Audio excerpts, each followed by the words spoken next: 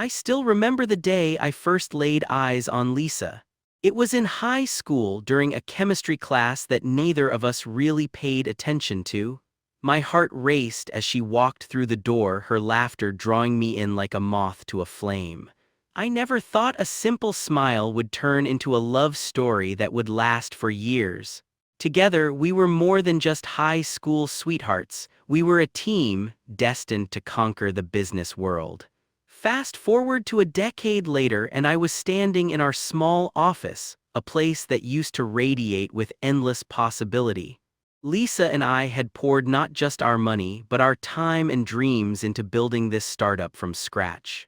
We would dream about what it would become while sipping coffee late at night, burning the midnight oil. "Ethan, can you imagine? One day we'll be the leaders of this industry," she would say, her eyes sparkling with ambition. Together, we worked hard and poured every ounce of passion into our venture. I was dedicated, sometimes to a fault, spending long hours at the office while Lisa held fort at home.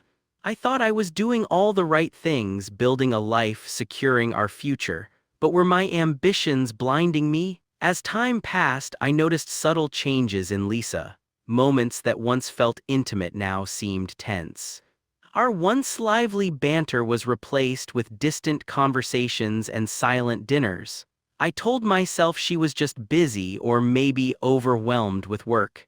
"Give her time, Ethan," I would say to myself. But deep down, I felt the cracks starting to form. One evening, after a long day of meetings, I came home to an unusually quiet apartment.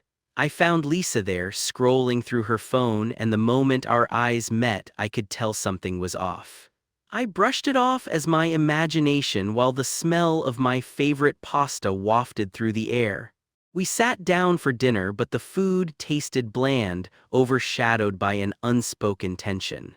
After dinner, I decided to take a walk to clear my head. As I strolled through the streets, I couldn't shake this feeling of dread. Was it something I did? Was it something I didn't do? My mind raced with questions, but it wasn't until the next day that everything changed. I was sipping my morning coffee when I received a message from a mutual friend. "Ethan, I need to talk to you about Lisa," it read. My heart dropped. I invited him over, and as he walked through the door, I could see the hesitation in his eyes. "Ethan, I don't know how to say this. Lisa's been seeing someone else," he finally blurted out, words tumbling from his mouth like rocks. I felt my world shatter in that moment. I sat down heavy, my mind swirling with disbelief and betrayal. "How could she do this?" I murmured, shaking my head in denial. The very foundation of our lives, built together with love and ambition, crumbled before my eyes. He continued to explain what he knew, offering a shoulder that I desperately needed but couldn't lean on. That evening, I confronted Lisa. I had so many emotions swirling inside me: hurt, anger, confusion. "Is it true?" I asked, my voice trembling. She froze, eyes wide. The moment hung heavily in the air, a deafening silence ringing as loudly as the truth spilling out. "Yes, Ethan," she whispered. "I didn't mean for it to happen, it just did." The words hit me like a punch to the gut. I never imagined this woman, this partner, could betray me. I felt the ground fall away beneath me. "And you know what she said to me?" I choked on the words. "You're nothing without us." A part of me felt like dying. I had dedicated everything to our relationship, our business, and now I was left standing in the wreckage of my trust. But in that moment of despair, a flicker of resolve ignited within me. "I won't let you destroy me. I'll find a way to turn this around," I finally said, my voice steady despite the storm brewing inside. As angry thoughts raced in my mind, I began plotting my next move. No immediate revenge. I knew I needed a plan. Lisa walked away, leaving me amidst the remnants of our shattered dreams. But I could not just let this go. I had lost a part of myself, but through the pain, I vowed to reclaim my strength and my future. Little did I know, my journey of betrayal had only just begun. It was a path I never asked to walk, but soon I'd transform pain into power. And when revenge would come, it would be methodical and unapologetic. I felt like I was drowning in a sea of despair after Lisa's betrayal. The months that followed were a blur of pain and uncertainty. Each day felt like a battle just to get out of bed. I could see our company getting ripped apart, and all I had worked for was fading like a ghost. But even amidst the shadows, a flicker of determination emerged. I knew I had to rise from this heartbreak. This was not the end of my story. I decided to shift my focus inward. The pain was immense, but this was the opportunity I didn't know I needed. I started reading self-help books, diving deep into business development and networking. Each morsel of knowledge became a brick I used to rebuild my foundation.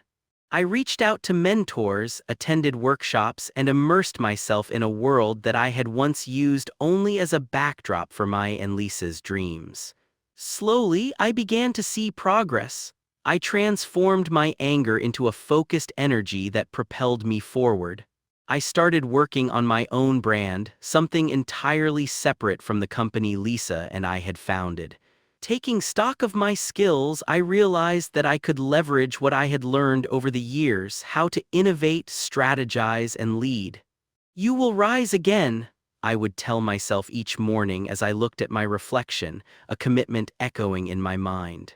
I joined an entrepreneur group where I met Sam, a former colleague from my job before the startup hustle.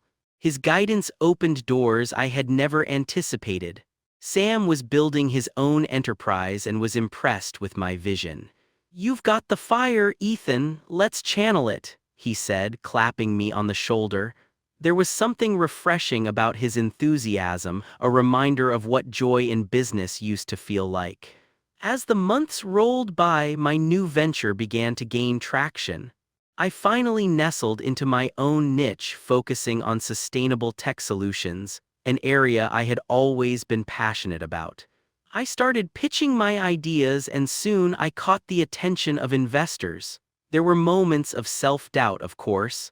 I'd glance at the company Lisa and I had built together, longing for that dream, only to remember the betrayal that tainted it. I used those moments to fuel my resolve even more. Meanwhile, Lisa's struggles were becoming evident. I was still connected to a few people from our previous company, and whispers of her challenges reached me. The foundation we once laid together was cracking under her leadership. Employees were leaving, unable to cope with the toxic atmosphere she had inadvertently fostered. "She's in way over her head," one shared during a casual lunch. I couldn't help but feel a sense of justice forming in the pit of my stomach. "Everything comes full circle," I remarked, a mixture of triumph and pity filling my heart. It was ironic, yet fitting. While she had moved on with her life, I had taken the pain she caused and transformed it into a second chance. My instinct for strategic growth was soaring higher than it ever had been before. It had been nearly a year, and my business was finally ready to launch. I couldn't shake off the feeling that the time had come to claim what Lisa took from me, not just my company but my entire self-worth. Now, I had all the tools at my disposal. I honed in on my strategy, meticulously gathering evidence of her mismanagement and deceitful practices.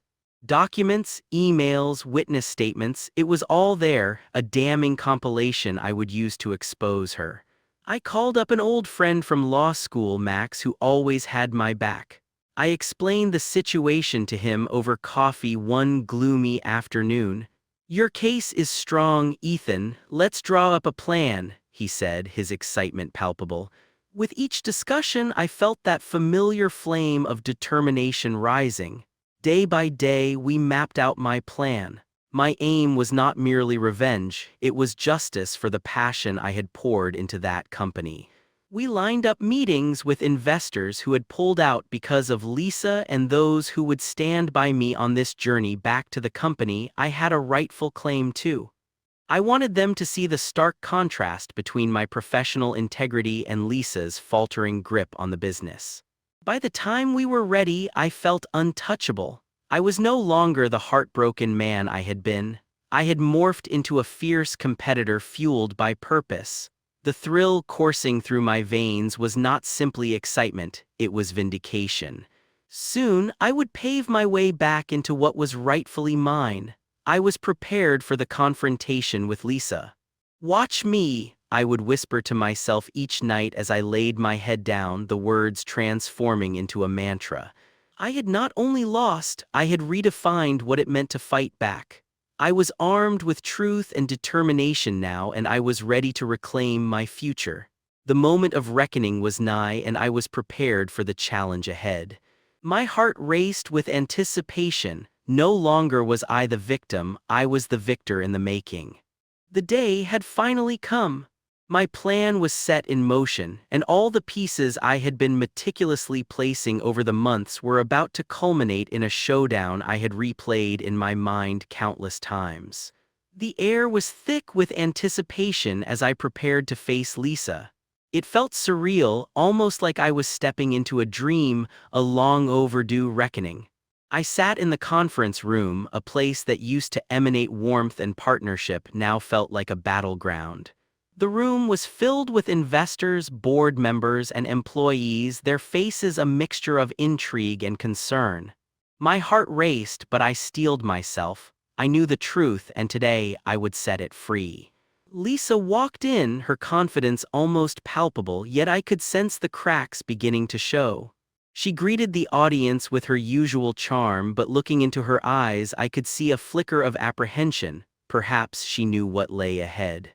She launched into her presentation, but as she spoke, I couldn't help but think about the lies and deceit hidden beneath her polished exterior. As her slide deck progressed, I felt the moment was drawing closer. I stood up, interrupting her eloquent monologue.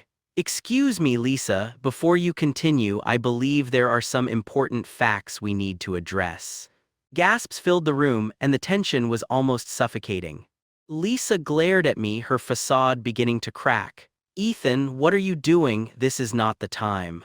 "Oh, but it is," I replied coolly, raising a folder filled with evidence, emails, documents, and testimonies that painted a damning picture of her mismanagement, the very betrayal that had taken root in our once shared business. "This," I declared, holding up the folder, "is the reality of what you've done." I watched as her expression shifted from disbelief to anger, then to a flicker of fear.